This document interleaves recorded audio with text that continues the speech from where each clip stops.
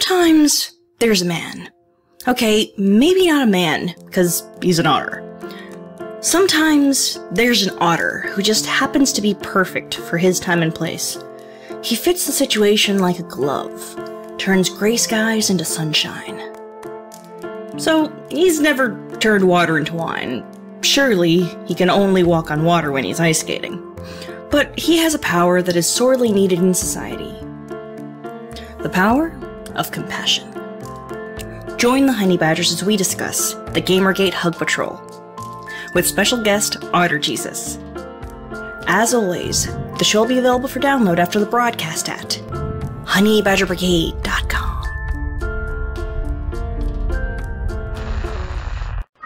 Hello and welcome to Honey Badger Radio. Tonight's topic is the Gamergate Hug Patrol with special guest Otter Jesus. So say hello, Otter Jesus, and say hi. Hi. Hi. Jesus. Yeah, you can follow Otter Jesus at, what's your Twitter handle? Andrew Gleason. All right, on Twitter. Okay, so why otters, Otter Jesus? Well, I like otters, and I had this one person do a otter picture of me where it was a combination of me and an otter, and he mixed them together and did a caricature of me. And I had that as my profile picture on Twitter. And then eventually somebody ended up, like when I was tweeting about stuff, somebody ended up saying like, Otter Jesus saves, because I was trying to be nice and stuff. And then I went with Otter Jesus. So was this after you got involved in Gamergate? Yeah. What got you involved in Gamergate? Well, it was kind of, well, I like video games, but it was kind of because of a lot of the women speaking up.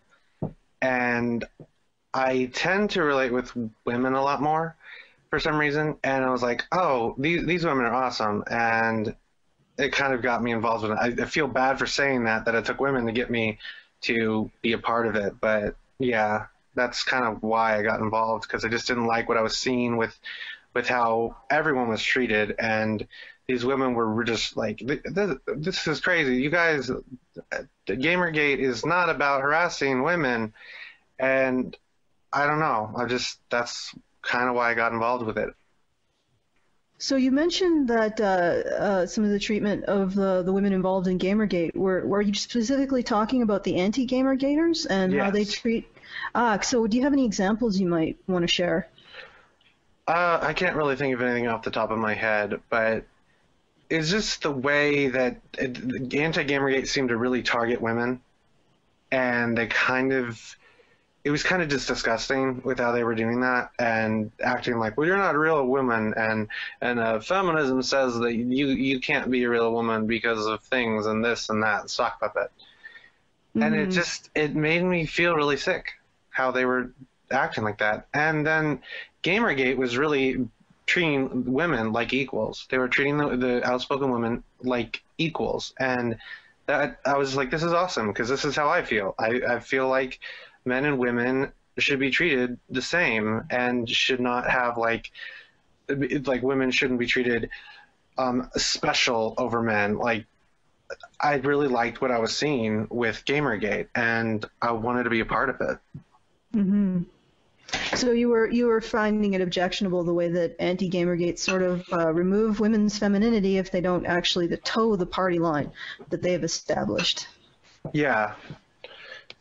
And it's just really upsetting to me to see that.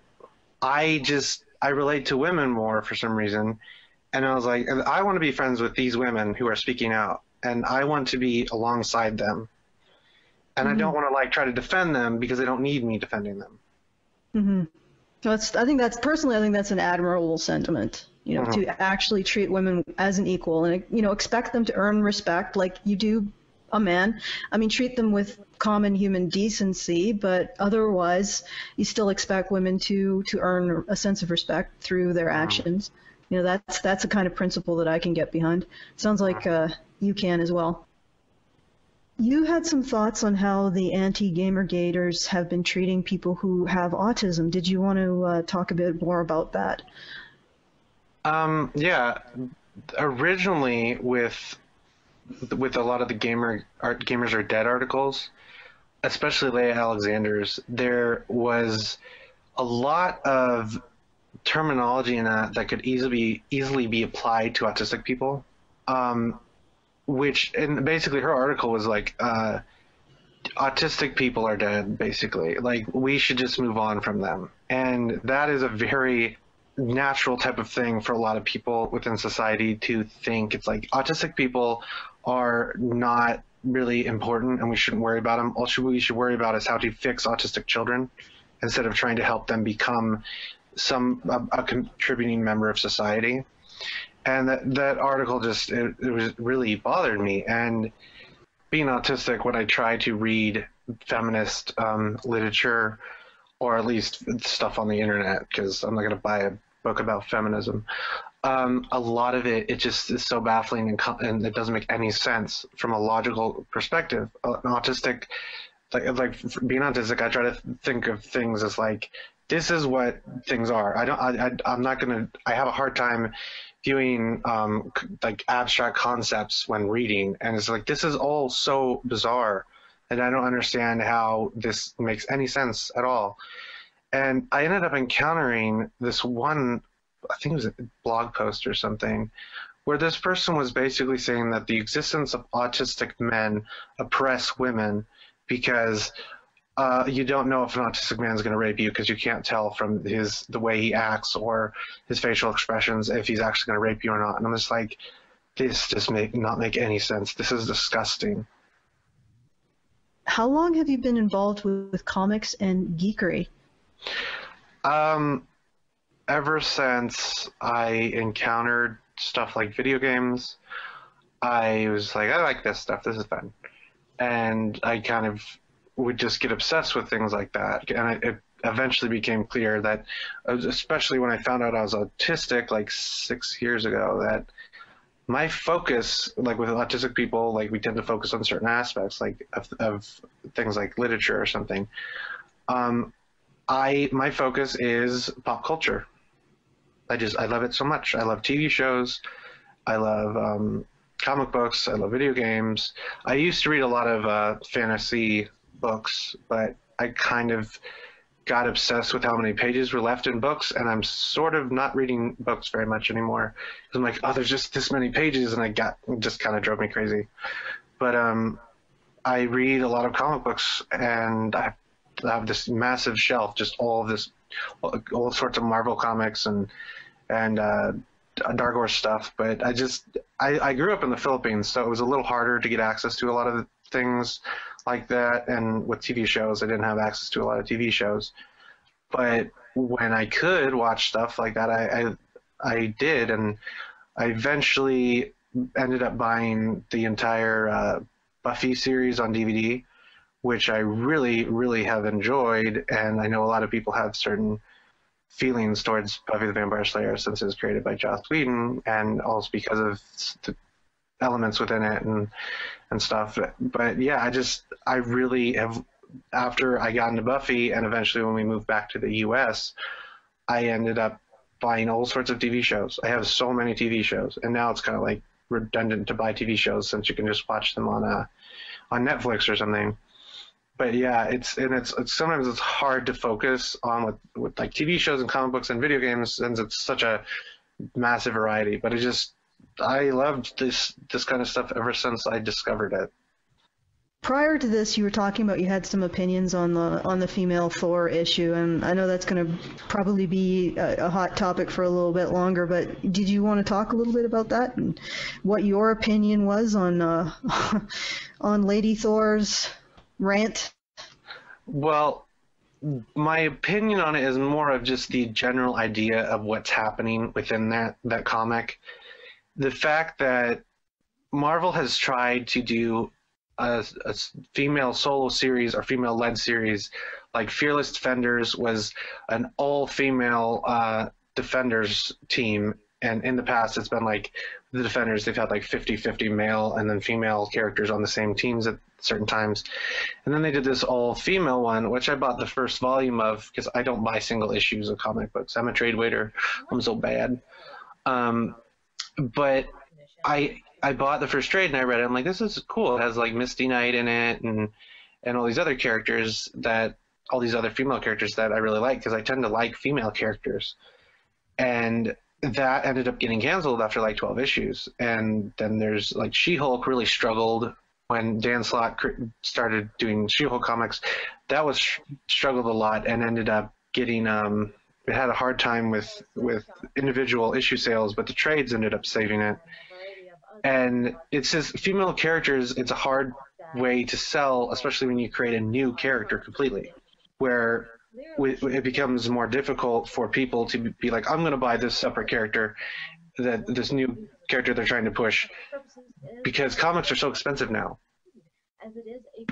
And it just becomes very difficult for a comic book reader to be like, I'm going to support everything, because a lot of people will be like, I'm just going to keep buying the same character. I'm going to buy Wolverine comics. Just Wolverine, that's all I'll buy, because I really like the character.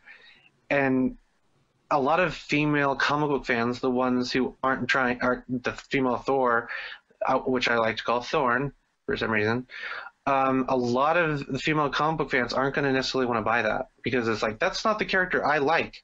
I like Thor in my Thor comics.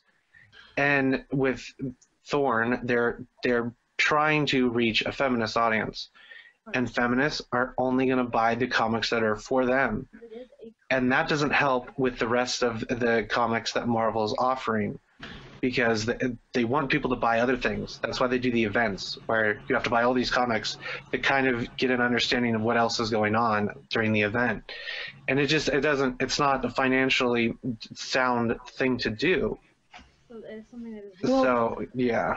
The other problem is I don't think feminists are even going to buy the comic. They just want... They do, but not enough of them do.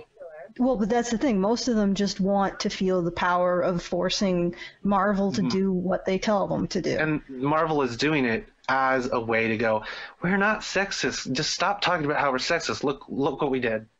Look at this. And they keep trying to do all these comics the female comics that don't last. They just don't last. And it's not just a female character having like people having a problem with a female character and not wanting to buy it. There was a run where they tried to introduce a new Power Man, and he was like half black, half Latino. And I like those comics because I really like the author of those comics. And that didn't last. It got canceled. And they just have all these comics that they're trying to introduce that get canceled. But they have like Iron Man and Captain America. These keep going because those are really popular characters. And people are going to want to buy those ones, but and they're not going to be able to afford all these other ones. So the sales are going down for female Thor or Thorn. They're going down bad. And it's like Captain Marvel, the female Captain Marvel, that's supposed to be really popular, but they ended up having to, or they didn't have to, but they ended up canceling it and then relaunching it with a #1 issue, because #1 issues sell. For some reason, if it has a #1 on it, people are going to buy it. But then they won't keep buying it. And it's a really difficult thing where comic book companies are trying to get female readers into comics, but the female readers aren't in the comics already because it's not something that's necessarily appealing to them. Female comic book fans are part of the audience already. Jason Aaron, who was writing Thor at the time, he was writing just regular Thor, and then Disney Marvel, they're like, hey, do it. And he's like, oh, okay. And he's not doing a good job writing, because I know for a fact that he's a good writer.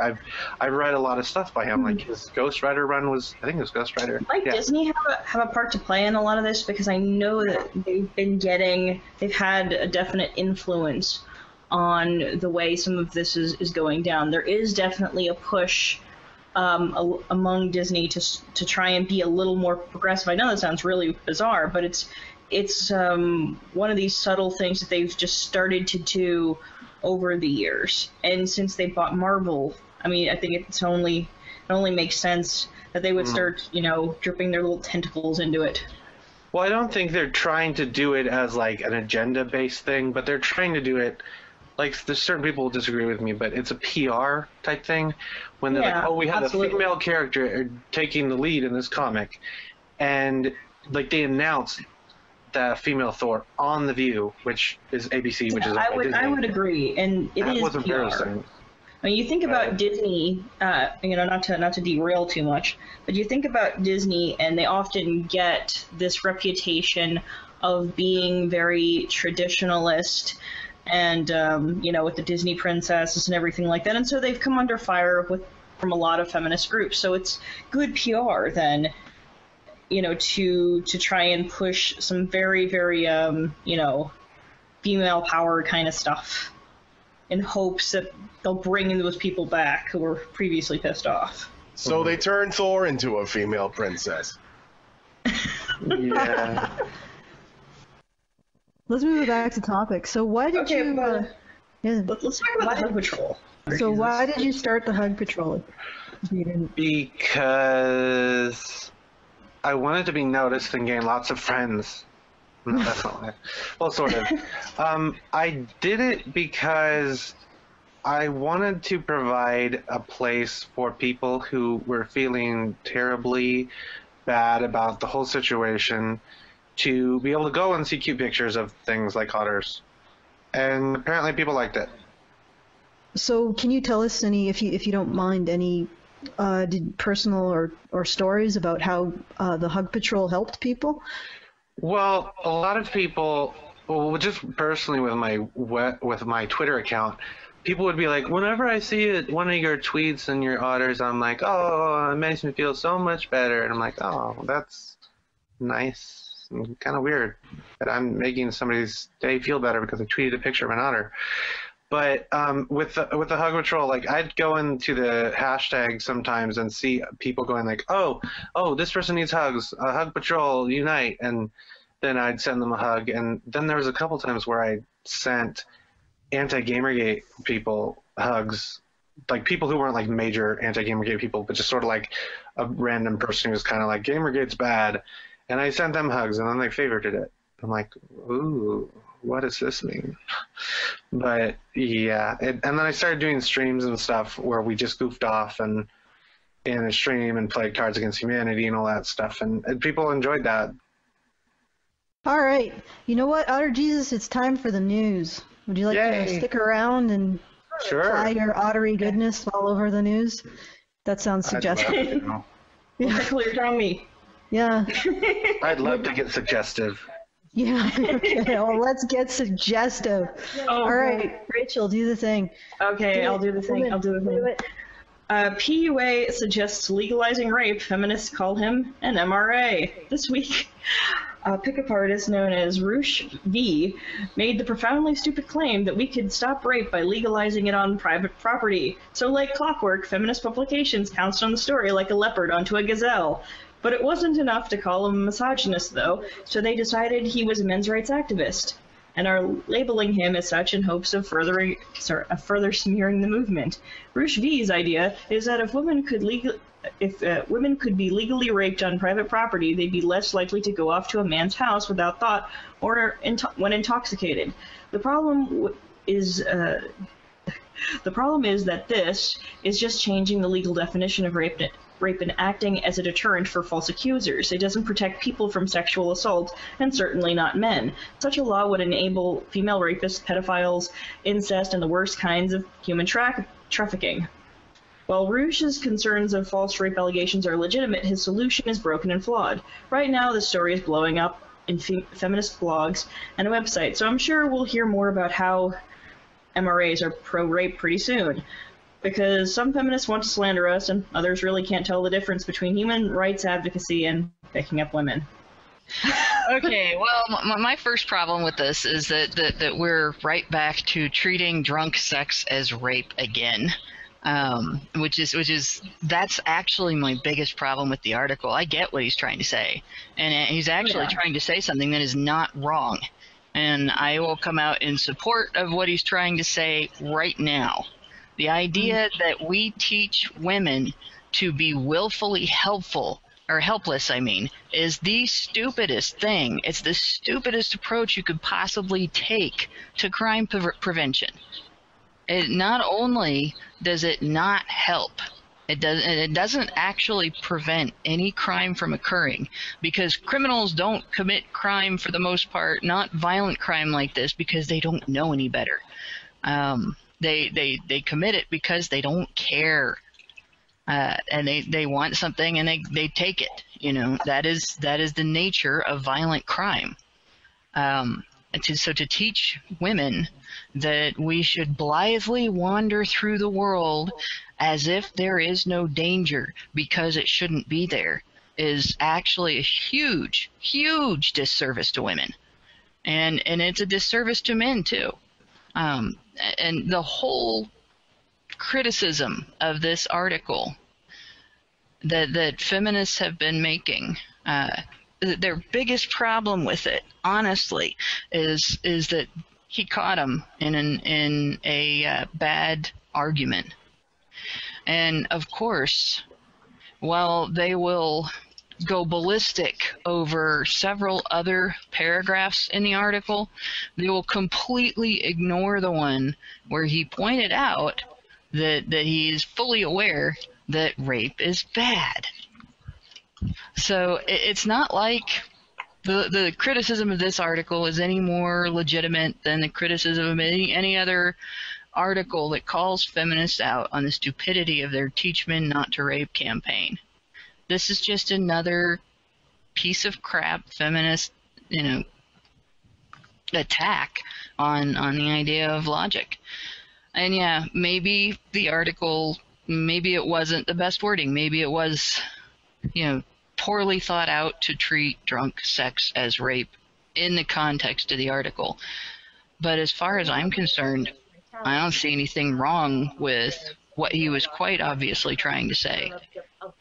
And as far as associating us with PUAs, and in order to demonize us, I also don't think there's anything wrong with PUAs. Let them do what they're going to do. The reason that feminists use that association to put men's rights activists into a tiz is because it works. Because people get all upset about, oh no, we're not them, they're not us. Big deal. So what if they call us PUAs? They're calling us something that is not bad. Okay, here we go. Feminists decide chivalry is a good thing. Oh God, here we go. God, brace yourselves. In articles from Glamour magazine and Elite Daily, we see feminists talking about how chivalry is a wonderful thing and how they just want to meet a nice guy, yet they cannot imagine why it is that men don't want to treat women as the center of the universe. According to Sarah Mackenzie, a man isn't a real man if he can't be a gentleman, that unless he goes out of his way to perform specific gestures, he is merely a boy. Never once does she realize that the reason men are less chivalrous and traditional is due in part to second-wave feminism suggesting that such acts were, in fact, benevolent sexism. The Glamour article by Gillian Kramer goes further and specifically mentions what gestures she'd like performed. The list includes things like flowers, walking her to her door, and standing up when she enters the room.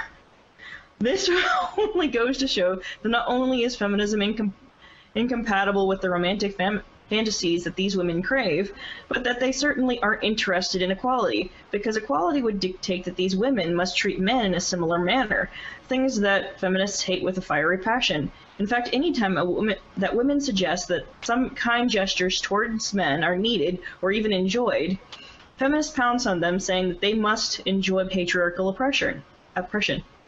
Basically, kind gestures towards women are both expected and ridiculed, but gestures towards men are somehow sexist.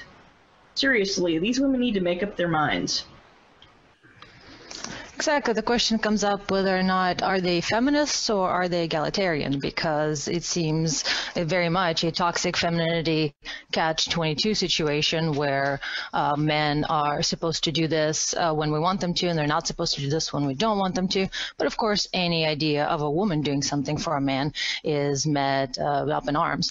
And not to mention that chivalry in itself, they're really showing their ignorance of history, because chivalry is a classist attribute. It is something that knights had to show towards other people of high status and high class, but they did not have to show chivalry towards peasants in the slightest. And not to mention that what they're asking for is gestures of love and care, yet they are demanding them. They're dictating spontaneity, and that completely loses its value if men are just doing something you told them to do instead of genuinely wanting to care for you. And of course, when men genuinely want to care for you, then they're damseling you, and we're back to the catch-22 situation. Okay, do we want to actually on to the item? Yes. Conflict management trainer for New York City police and firefighters arrested on domestic violence charge. Sorry, my window just decided to go ballistic. There we go. The faculty director for a conflict mediation program for New York City police and firefighters was arrested on Valentine's Day for assaulting her sleeping boyfriend, leaving him with lacerations to his left ear and right side of his neck, bleeding and redness. Joanne Bainey, I hope I'm pronouncing her name right and it's not Bonnie, is the director for the FDNY Officers Management Institute and part of the faculty of the NYPD's Police Management Institute. She runs a program which teaches leaders of these departments how to control heated situations. Bainey, a professor at Columbia University, is described as a staunch defender of women's rights and an outspoken critic against domestic violence. She allegedly used the equivalent of "he was asking for it" as her excuse. According to the report, she told the responding officer, "I hit him because he cheated on me." If that weren't hypocritical enough, Bainey's brother downplayed the incident in response to media inquiries. He's quoted in the New York Daily News stating, "It was nothing. It's been blown way out of proportion. That's all we have to say." And there are two different articles that I've seen this, news articles I've seen this. New York Daily News had it, New York Post had it, and I read both of them before putting this together, so the details are not necessarily all from one or the other. But yeah, so we have this advocate for domestic violence victims who teaches cops how to handle situations, how to handle violent situations and heated situations. And when she got mad, she decided to assault her significant other. That just doesn't count.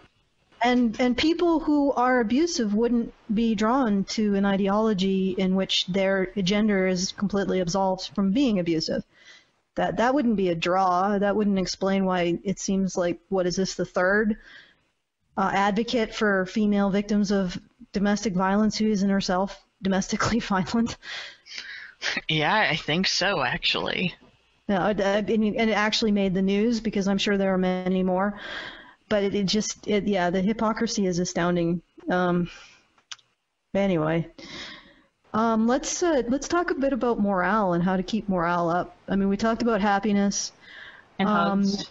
Hugs help.